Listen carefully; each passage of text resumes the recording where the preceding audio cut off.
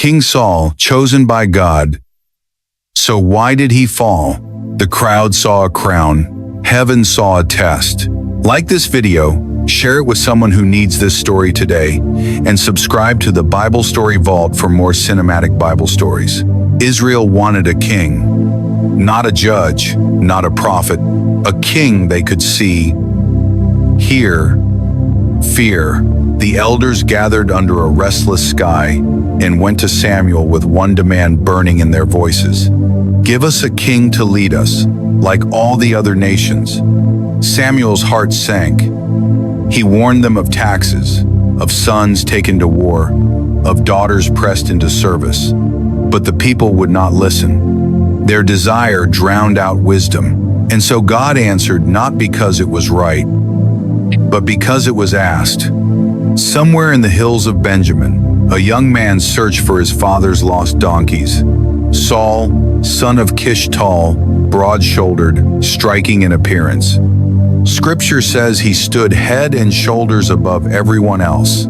A man built to be noticed. A man who looked like a king before he ever became one. As dusk clung to his sandals and the sun dipped low, Saul approached the prophet Samuel, unaware that heaven had already spoken his name. The oil was poured in secret. The calling was whispered, not shouted.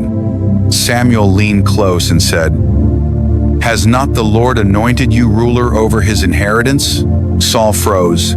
This was not ambition fulfilled. This was fear awakened. When the time came to present Israel's first king, Saul was nowhere to be found. They searched camp after camp until someone discovered him hiding among the baggage. The crown waited while the king hid, yet God lifted him anyway. Trumpets sounded. The people shouted. Saul stood before them in royal armor, sunlight flashing off bronze and steel. Israel had a king at last. Victories followed. Enemies fell. Saul's name spread like fire across the land. And at first, he was humble. But power has a way of changing how a man listens. The Philistines gathered like a storm on the horizon. Saul waited for Samuel to offer sacrifice before battle, but time slipped through his fingers. The people grew restless. Fear crept in. So Saul did what only a priest should do. He offered the sacrifice himself. The smoke had barely risen when Samuel arrived, eyes burning with grief. "You have done a foolish thing," he said. "You have not kept the command the Lord your God gave you." The words cut deep. "Your kingdom will not endure." The crown remained on Saul's head, but something unseen had already shifted. Still, God gave him another chance. Through Samuel, the command came clear and sharp. Destroy the Amalekites completely. No spoils, no exceptions, total obedience. The battle was won. But Saul spared the king. He kept the best livestock. When Samuel confronted him, Saul smiled and said, "I have carried out the Lord's command." Then came one of the most haunting sounds in Scripture, the bleating of sheep. Samuel's voice thundered. "What then is this sound of sheep in my ears?" Saul shifted, explained, justified, blamed the people, and Samuel spoke words that echoed into eternity. To obey is better than sacrifice. In that moment, the kingdom was torn away not by enemy swords, but by Saul's own heart. The Spirit of the Lord departed from him, and a tormenting spirit took its place. Darkness crept into Saul's chambers. Music once brought peace until even David's harp could not silence the storm inside him. The young shepherd who soothed his madness would one day replace him, and Saul knew it.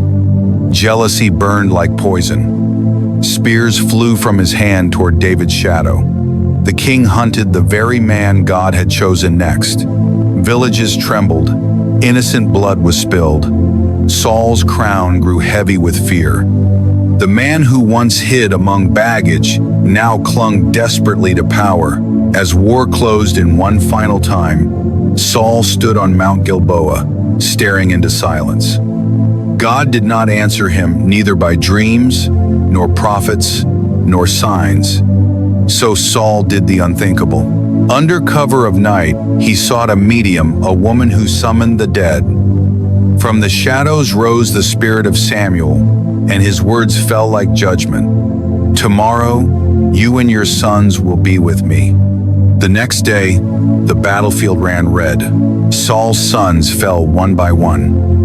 The enemy closed in.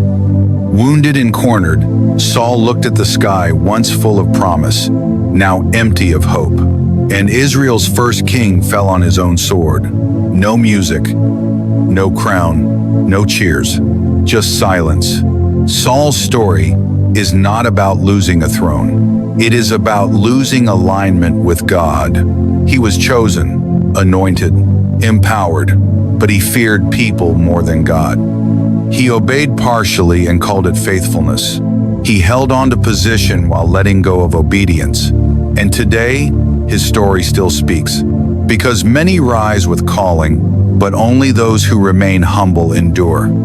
If this cinematic Bible story moved you, subscribe to the Bible Story Vault for more powerful stories of Scripture where kings rise, fall, and God's truth still reigns.